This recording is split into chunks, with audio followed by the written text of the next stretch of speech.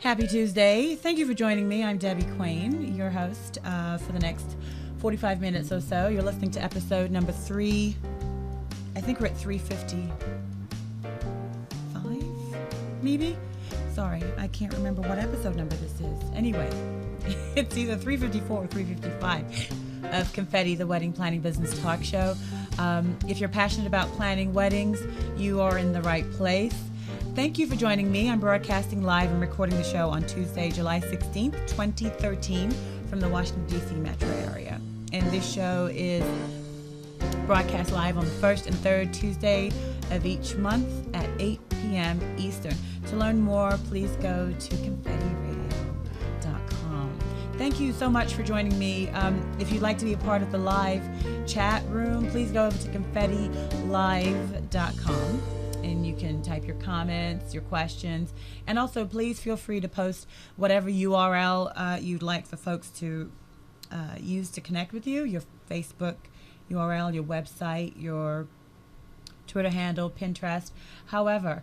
And I'm telling you right now, I have the AC. You know how I'm usually sitting here sweating like a fool. Okay, so the AC is on. So if you're hearing the buzz, I'm giving this a go. If you're hearing the buzz in the background, it's the AC coming through. And I always take it off, keep it off so that the audio is clear. But then, I'm just in here melting. So I hope you can hear me without too much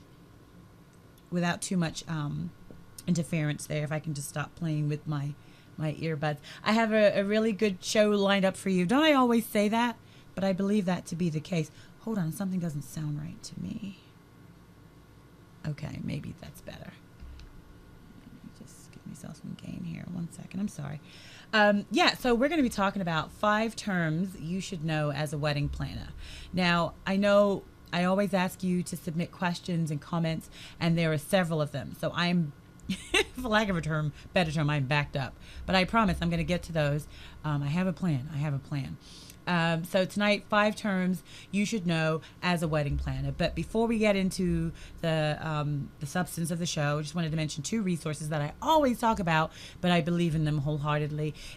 If you'd like to get an opportunity to, I was going to say read more books, but you're not really reading. If you like to read, like I like to read, but you don't have a whole lot of time to read, then there is a service that will allow you to listen to tons and tons of books, whether it's fiction or nonfiction. The service I'm talking about is Audible, which is an Amazon company. And if you, I lost my train of thought. To get your free downloadable audiobook, because you are entitled to get one free audiobook, because you are the wonderful person that you are, A, and B, because you're listening to Confetti, you can do that. Just go over to confettitalkshow.com/audible, AUDIBLE, audible, and you'll get a 30-day free trial and get to download a book of your choice. You get to keep the book no matter what you decide to do after the 30 days. So I listen to a lot of audio now. Instead of blasting my music, because I'm getting old, I listen to other podcasts, other shows, and I also I've managed to get through quite a few books now. So check out confettitalkshow.com/audible. The other resource that I want to share with you is a great way to manage your calls, whether you're in the wedding business or any business for that matter. But a lot of us don't move any distance without having our cell phone or our smartphone with us, and as a result, that's how we manage a lot of the phone calls for our business. Nothing wrong with that. But you can step things up a notch by having a virtual telephone system. And I've had a virtual telephone system for many, many years, 10 plus years. The service that I use is Freedom Voice, which provides you with either a toll-free or a local telephone number. And no matter what happens as you go through the years of running your business, meaning if you change your phone number, the number that you have for your virtual telephone service stays the same. Having a virtual telephone service means that you're able to take calls, make calls, but still use your cell phone as a way to do that, but it's not looking that way to your clients or your potential clients. They just dial a number, they hear hold music until you pick up the phone or someone that you've assigned to pick up the phone does that for you. So check out tryfreedomvoice.com. You can pick either a local number or a toll-free number. I think someone had asked the question if they should go with toll-free or local. It's totally up to you. Depends on what kind of business you're running. If you're running a strictly local business, then I think it makes sense to have a local phone number. But let's say you've set up your business so that you can have an office maybe here in the DC area, another office in Florida, another office on the West Coast, then a toll-free number might be the better deal for you. But you can mix and match. I have a toll-free number and I have a local number. You can have both. But it seems that everything has gone local. Once upon a time, we all wanted to be the big sort of pretend, I wouldn't say not pretend, but companies that look like we were much larger than we are. So, a toll-free number made sense. But I think local is the way to go now. So check out tryfreedomvoice.com. Free for 30 days, kick the tires a little bit. And they also have a very neat feature, Q&A, which allows you to ask your caller for prompts. So, please say your name after the tone. They can say the name. Please let us know, your mailing address. However you want to use it. You get you get several different extensions that you can assign. So maybe you have a main number. Maybe you have one extension for brides and grooms, another extension for vendors, another extension for your weekly tip where someone can call in. So although we're all online, I think we're still attached to our telephone. So check out tryfreedomvoice.com. I see several of you in the chat room. Welcome if you've just arrived. Feel free to post your Facebook URL or your your website, however you like for folks to get in contact with you. Hi, Nancy. Nancy's saying you like reserving a line for a weekly tip. Yeah, you can do that. If you know that, if I know that if I call into the number, I can learn something new, or maybe you can have a deal of the week, if extension 30 might be the deal that you're offering, it might be, and you can team up maybe with another wedding vendor who's doing some sort of special. So whatever you do online, you can extend to your cell phone, because sometimes we don't have, depending on where we are, we may not have Wi-Fi access. We may not be able to, that's not accurate because normally you can get it through your data plan. But either way, telephone number still has its position in what we do, and you can use the extensions however, whichever way you'd like to do that. Okay. We do have a Facebook group, Confetti Insiders, and the way you can find that Facebook group is by going to confettitalkshow.com/insiders. It's a closed group, but my wonderful listeners, here's what I'm thinking. I am not that involved in the Facebook group. I jump in every now and then, but for those of you that know me, know I have my little thing about Facebook and how I feel about it on a personal level. I totally get how Facebook and social media can help us for running a business and developing our brand. I'm thinking that I'm going to change the Confetti Insiders group to an open group. No, not closed. I'd love to hear your thoughts on that. So I think the difference is if it's an open Facebook group, beyond meaning that anyone can join, doesn't it mean that whatever we post in there appears like on the 5 o'clock news? I'm teasing, but isn't that what that means? If it's an open group, I know you guys know.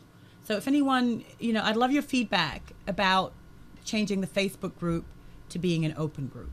Everything that is Confetti is open, so I just think it stands to reason that the Facebook group should also be open. But please let me know your feelings, your thoughts about that. If you're in the chat room, you can post your comment there. You can get in contact with me if you go to confettitalkshow.com. You'll see there are different ways to reach out to me. Jonelle saying, yes, I think so. If it's an open group, then anyone can search and join the post. Adrian saying, hi, I don't recognize the name. Hi, Adrian. I think you would reach a broader audience. Okay. Yeah, so, and Nancy's asking, if it is open, does it show up on Facebook feed? See, that's what I'm not sure about. I think so. You would think I would research that before I open my big mouth, right? But, yeah, Marissa's saying that. So what do you think about that? Is it, Jonelle, only if you are part of the group. Okay. And Laurie, hi Laurie. Laurie's saying the broader audience would drive them to wedding business. There you go. Laurie's looking out for me. Thank you, Laurie. So yeah, so I'm thinking Facebook. I'm going to make Confetti Insiders open. I'm not going to do that right away, but next couple of weeks, I'm acting like it's such a big deal. But I don't want to jeopardize. Privacy is part of my thing with social media. You know, I just think at some point it's going to come back to bite us in the butt. I do, and I'm not over that point yet. So, which would mean I probably have to get off Facebook, not use Google. You know, this is a big brother concept. So yeah, I'm curious as to what your thoughts are. Adrian's saying yes, it does, but that is better for indexing within Google. Oh, that's Adrian Nelson. Okay, understanding my business finances. Okay, yeah. So whatever your thoughts are, let me know. But I think I'm just gonna open up the Confetti Insiders. Adrian, I mentioned Adrian in my last show. By the way, where are my notes? I did record the last episode, not last week, but the last episode was on, I recorded on July 4th. Remember we had the debacle where I was trying to do it live and the audio wouldn't cooperate, operator error. So I mentioned during that show about Adrian's understanding my businessfinances.ca, but check out the last episode, which I can't remember the number, sorry. But in the show notes, you'll see a link there. So if it's that Adrian, I want to say hi, Adrian. Even if it's not that Adrian, I'm saying hello, Adrian, anyway. Okay, so it's good to see you here. Okay, so were those all my announcements? Yeah. So okay, so for today's show, 5 terms you should know, because I come across so many of us in the industry, and then we hear a term, and sometimes for fear of looking like the idiot, we don't ask. But there are some terms that we hear often enough, but maybe we don't have a complete understanding of what those terms are. So I wanted to share just 5 of them with you. We've got a quick show. Summertime, you know, I don't want to have you here all evening. And nothing special. Well, I shouldn't say nothing special. Nothing difficult.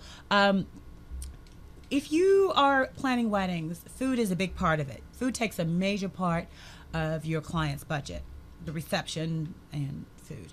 And when you're dealing with caterers and anyone preparing food, you're going to hear some of these terms. Now, I'm not going to even get into stuff like, you know, how to spell hors d'oeuvres without looking that up, or, you know, the square footage that you have based on the guest count. That's not what I'm talking about. But one of the terms that you will hear, with no doubt, is plus. I don't know if we have any caterers here with us live today, but the way you'll hear it is, you know, when your clients are ordered, when they've booked their caterer, they'll usually, hopefully, the proposal, the contract is line item, so that you can see line by line how the caterers come up with the cost. And usually at the bottom, you'll see an amount, and it's usually by person. And what you'll hear, the term that you'll hear is, okay, so based on what your clients have ordered, the cost per person is $30 plus, totaling $38 and change or something like that. So plus, what's that about? Plus it simply means gratuity and, gratuity and tip. It's actually service charge and gratuity. Gratuity is not the same as service charge, and you will hear the terms used interchangeably. But a service charge technically is something that the caterer is telling you is mandatory. A gratuity, as we know, is a tip. And a tip is something that's supposed to be earned. You'll soon discover, if you haven't already, in our industry, it has less to do. Oh, I didn't scroll down here. Has less to do with earning a tip. Have you noticed that? It's almost like you're expected to give a tip, and it's not based on whether the service was excellent or not. So when you see plus, that's what that means. And usually the service charge, and that's why I wanted to say service charge, because the service charge is mandatory. When you look at the contract in the fine print, you'll see a breakdown often as to what that service charge is, or what that amount is. If it's not there, you can ask. If you don't know, just ask for a breakdown. I think a lot of times, even we do this, when you're speaking with someone who's familiar with their craft, they assume that you know. We use jargon, we use terms that we think other folks know. So you can always ask. Here in the DC area, service charge runs approximately 20%. That's not a small amount of change. And then the tax, that's what I wanted to say. It's not, I said gratuity tip. It's gratuity and tax. I put the wrong word on my notes. Sorry. That's what plus plus is. I knew I was going crazy. So service charge is approximately 20%. And the tax, you may or may not be surprised to know, is not necessarily what the rate of sales tax is for your state. So I know food tax in DC is 10%. Sales tax is not 10% in DC, but the food tax is 10%. So you can see easily, even though you may be quoted a price of $30 per head, if someone's selling you $30 plus plus, all of a sudden we've gone from $30 to almost $40. $40, I mean, it's a $10 difference. Times that by 10 or 20 or 30 people, significant difference. Significant difference. So this is a term we need to know because your clients, I'm guessing, don't understand what that is. And it's good for us to be able to explain what that is. So when you see plus plus, it's gratuity plus tax. Gratuity is actually not mandatory, so you may see the term service charge. But if you break down the service charge, usually a percentage is going to maybe some of the admin staff and a percentage is going to the banquet staff. Now, your clients may still decide that they want a tip afterwards, after during the event because it was so fantastic. But just make sure that you understand that's what plus plus means, okay? So if you hear that term, you're on point now. But it can make a huge difference. And a lot of times, my clients don't understand why they're paying so much. But you have to remember the cost is not just for food. It's for preparation, it's for staff, it's for flatware, it's for all of those things that make the meal presentable. Serving dishes and things like that. So all of those components play a part in the final price. Nancy's asking, is there a way to negotiate these terms? Service, charge, gratuity. There is, kind of, sort of. And Nancy, that's something... I always do this. It's something that I'm working on for Wedding Business Guide. Let me tell you, if you don't know what Wedding Business Guide is, it's a resource that is for anyone that wants to start their own part-time wedding planning business, primarily as a day of coordinator. It's hard to cram a lot of information into the weekly shows the way that we do them, so I do reserve some of that information for Wedding Business Guide. It's not it's not a ploy for me to get you over to Wedding Business Guide, but it is a topic that I think to be proficient in our industry that we need to know about. So that's coming. John L. saying it's not negotiable, it's a fixed rate. And you're absolutely right, John L. So the amounts that I gave you, like the tax, that you can't change that. That's like going to the store and saying, can you knock the tax off? And the service charge is what it is. You can negotiate, but you may be able to, perhaps, maybe they'll throw in coffee service and not charge extra for that. Or maybe the caterer will upgrade the salad without charging. So there are ways to negotiate, but John L's absolutely right. Usually those service charges and gratuity are fixed, but there's usually a way around getting the price down, but usually those amounts stick to it. But of course, if you can get the dollar amount reduced, then of course, if everything is based on percentage like the service charge, then of course the dollar amount comes down overall, okay? All right. Thank you, Jonelle. Jonelle is a wealth of knowledge, and thanks, Nancy. Great question. Okay, so that's plus plus. That's term number one. Term number two is on-premise. On-premise. And this, you may hear that term as it relates to a caterer. You may hear this term as it relates to a venue. Really, on-premise or on-site, O like October and like November, right? Basically means the food is produced on-site. The event is held where the food is being created, produced, and served. That's an on-premise venue, and the kitchen, everything is there. Think hotels, wedding facilities, country club. And usually when you're dealing with on-premise, it's because your client wants that venue. It's not usually about the food. It's usually because they want to get married there. And at that venue, if you're getting married there, then the food that's prepared on site is what you get. It comes with the package. Okay, so when you hear on-premise, that's the term. If you hear an on-premise caterer, where they're preparing the food, where they're serving the food is where it's being prepared. Okay, on-premise. That's term number two. And it ties in with the second term, The second term is off-premise. So if I've told you what on-premise is, off-premise, OFF like Frank, it basically is just that the venue is contracted separately from the food. Think museum, loft, tent, your client's backyard.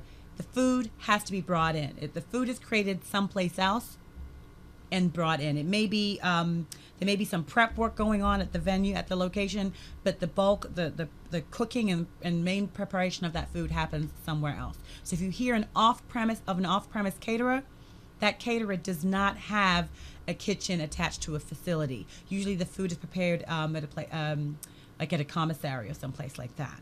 Okay? Think of off-premise as the team that always plays the away game.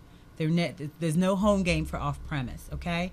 The caterer who's off-premise may be on the approved list for that venue or several venues, but again, someplace separate. Basically, venue and food are two separate contracts, okay? So a lot of those venues in this area are very popular because there aren't that many places where one can have an event like a wedding and bring in whomever you want to. Again, there may be a list. That venue may have a list of people that caterers, and you have to choose from them. There are even some caterers that I know only work exclusively at certain venues, which is kind of weird. They're still considered off-premise because their kitchen isn't at their location, but the only place that they prepare food is for that venue.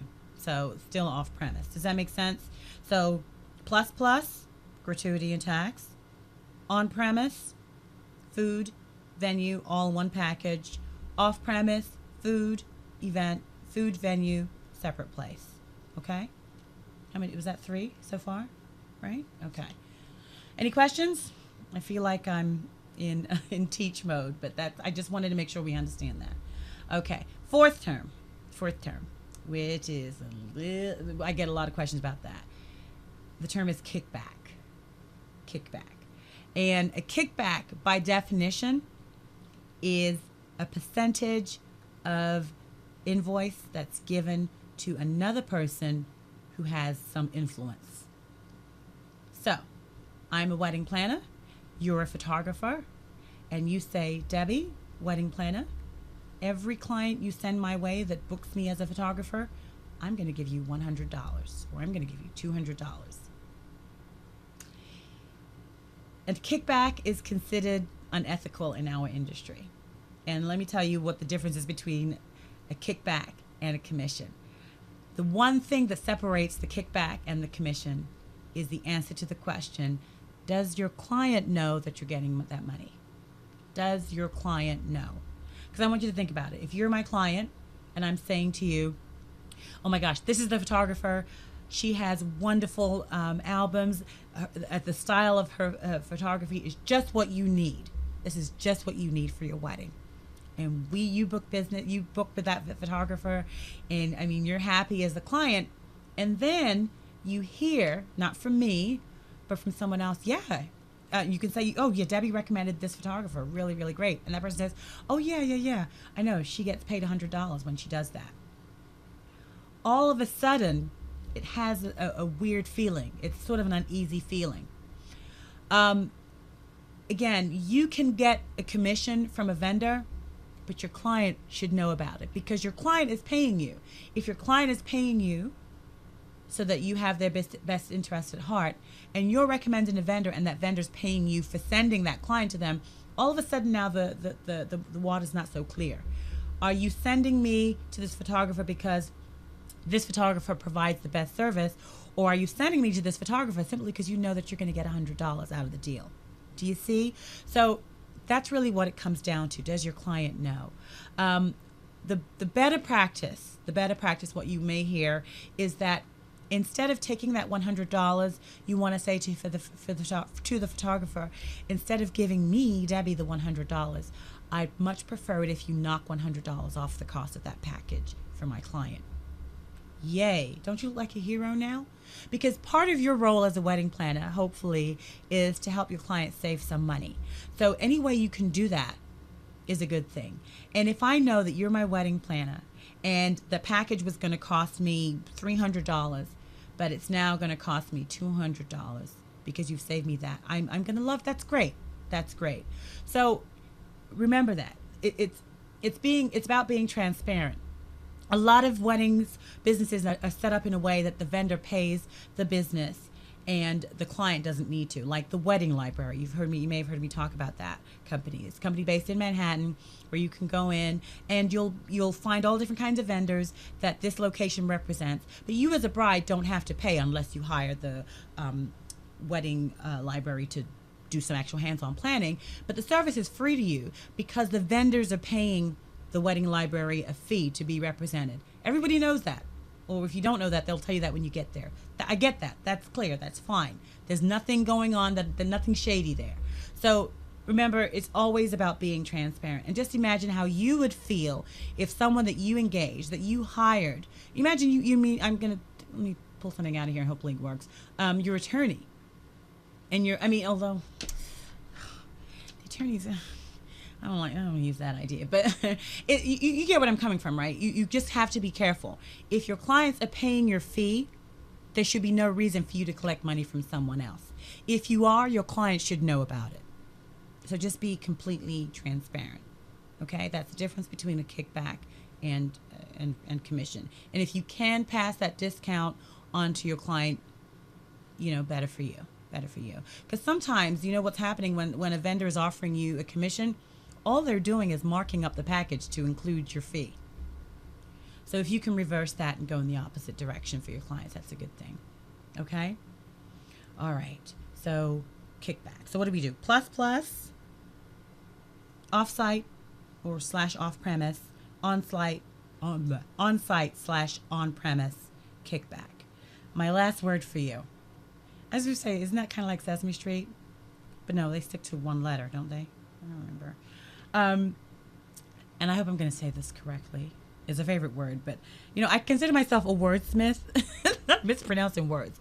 But this term is referred to as force majeure. Force majeure. I hope I'm saying that right. Force majeure. And it's spelled force, F-O-R-C-E, second word majeure, M like Mary, A, J like January, E-U-R-E. And it's a French term which means superior force. Force majeure. If you're a wedding planner and you have a contract, you should be familiar with this term. Okay? Force majeure exempts you, the wedding planner, the wedding pro, from being required to carry out the terms of your contract because of an extreme circumstance. Something that you could not have anticipated. Okay. Let's say you're hired as a wedding planner and it's agreed that you're going to show up. It's agreed that we're all on the wedding team. We're all on the Debbie team. It's always about me, right? And our client knows that we're going to be at the venue at 2 p.m. We don't show up until 4 p.m. The wedding starts at 3. Technically, we've breached the contract. That's the arrangement we have with our clients. Not good. Not good. However, if we are supposed to be there at 2 p.m. and there's gale force winds, hurricane winds, a lot of wind. Tree falls down, blocks the highway. We cannot get there because that's the only way to get to that location. We've got to wait for them to come, move the tree so that we can get there. Or let's say there's been, I'm going to use this example. I'm going to tread carefully as I say it, but I know you know what I mean. September 11th, 2001 was a day that none of us could have anticipated, right? I was living in New York at the time, and I know once that happened, the tunnels were closed. You weren't going anywhere. If you were on a plane, your plane was grounded, right? If you were on your way, if you were scheduled to be at someone's wedding or some event, there was no way you were going to be able to get there if you were in New York City. You couldn't get out. No one was coming in. Movement. You couldn't even cross the bridges, really, until they said so. That's an instance where you would need to have force majeure in place because there was no way you could have anticipated that happening. And because you were scheduled to be there at 2 and you didn't show up until 4 or maybe couldn't even show up, although you have technically breached the contract, you couldn't have anticipated that. And that's what protects you. And as a wedding planner, you need to have that in place in your contract. You may be familiar with the term act of God. That's a good part of that. But now, 2013, it can be an act of terrorism. You know what I mean? It can be beyond an act of God. let's say, do you remember shortly after September 11th, 2001, where we had the anthrax scare? Imagine something like that were to happen. And mail couldn't go out. We stopped the postal service because there's been a threat that somehow, gosh, I'm thinking way out here, but I'm scaring myself. But something could happen and the mail service stops, and your client knows that they're supposed to send you a check and you're supposed to receive it by the 5th of the month. And they've put that in the mail. Now, if there's no mail service, that check cannot get to you maybe for another 10 days, 14 days, whenever. That client technically has breached the contract as far as you're concerned because you don't have payment. But because of that force majeure clause, and it could work for them too, they haven't technically, and you have to exempt them from that. So this is what I want to make sure you understand. Wedding planning is a fun, sometimes glamorous, it's not, but it's an industry a lot of us are attracted to. But once you leave from hobby to become a business owner, you've got to keep this stuff real. And things happen. So you have to make sure and double check and triple check that you're on point, your team's on point. But there are going to be things that are going to happen that are way out of your control. And you just can't show up and say, "Oh my gosh, the tree fell on the highway, we couldn't get here." Unless that's stipulated in your contract, you're not covered. So on weddingsforaliving.com, which is a site where you can find different resources and articles, there is a page about contracts. There's a sample letter of agreement. It's a sample. You need to take that to your local attorney and have him or her review that and make sure the wording in there works for you, because you've got to spell out exactly what will happen if this clause needs to be extended. Okay? So as a wedding planner, I'm repeating myself, but it's that important. You don't want to wind up in court trying to defend yourself. Just think Judge Judy. I think I'm a pretty strong person. I don't even want to think about standing in front of that woman. But just think about having to go to court and deal with it's time, it's money. So, it's funny. Everything's fun. Everything's sun and roses, and everyone's cool when things are going the way they're supposed to. But a wedding is a big, big deal. Usually there's a substantial amount of money involved. And if someone is paying you, they want you to deliver as they should, as you should. But things happen and you need to cover yourself. So force majeure is, if I hope I'm saying that correctly, that's the way I've been saying it for years, I could be wrong, is a term, is a part of your contract that needs to be a part of your contract. Not no ifs, ands, or buts. It has to be in there. Okay? What's it? Prepare for the worst, hope for the best. But you got to have that clause in there. Okay? So those were my 5 terms. Let's see if there were any questions. Oh, thank you. Adrian saying really important directives. Thank you, Adrian. Janelle saying this is a must in all contracts. Please make sure it's in there. Yeah. You only have to get burnt once to learn something. Ask me how I know that. I mean, thankfully that this hasn't happened where act of God or I've had to, invoke this, but you need to have it there. It's just like having car insurance or any type of insurance. You're thinking, gosh, I got to pay a lot of money and I've been a safe driver. Or gosh, we've got to pay for, why do I have to have, professional liability and, nothing. You want to cover yourself. You don't want to, it's much, much more difficult for you to try to backpedal out of something when you haven't been prepared. So take a moment and make sure you get your lawyer on board to help you with that. The other items are just as important. The other terms that I mentioned, plus, off-premise, on-premise, kickback. But this last one, force majeure, is really important because it can derail everything you're doing. I don't want you to be at the point where you're thinking, this is going to turn you off from planning weddings. So just cover yourself, especially here in the United States. There's no games when it comes to liability and people ready to sue. It happens very, very quickly. It's amazing how sudden things can change. Okay? I feel like I should have put that word first and not end on such a sour note. And, if I sound dramatic, I want to be dramatic. This is one thing I want to be dramatic about because it's that important. Don't take that sample contract and as is and use that. Have somebody who is qualified to look that over. Remember, in your state, everything's different depending on where you are. What happens here in D.C. may be very different than what's applicable in California or in Connecticut or Arizona or wherever, or overseas for sure. So make sure you have someone who's familiar with the local laws as to what should be in there, in addition to the force majeure. Okay? All right. Any questions, anyone? Any questions? I'm still kind of hot in here. I'm going to post these the words on the show notes for today. It is episode 355. I just maybe looked at my notes here. So if you go to confettitalkshow.com/355, you'll see the links there and the definitions. Okay? All right. Silent group. But I hope that has helped you. If you're part of Wedding Business Guide and you haven't checked your email, we do have a live class tomorrow, Wednesday, July 17th at 7 p.m. So please check your email inbox and sign up for that. Okay.